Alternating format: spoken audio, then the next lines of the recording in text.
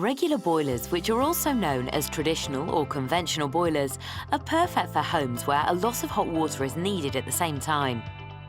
In order to maintain the water level of your central heating system, regular boilers need to be linked to a separate hot water cylinder and cold water storage tanks.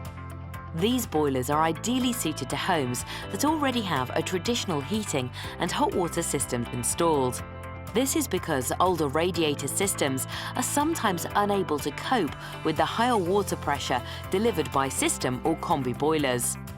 This boiler type is also frequently installed in areas which have low water pressure, as your flow rate and the amount of water you receive at your taps is dependent on gravity rather than your inbound mains water pressure. Regular boilers are also compatible with solar hot water systems, allowing you to get heat from the sun or your boiler, helping to lower your energy use and cut your fuel bills. You can view the Which Best Buy award-winning Worcester Bosch Green Star regular boiler range and find your local Worcester accredited installer at our website.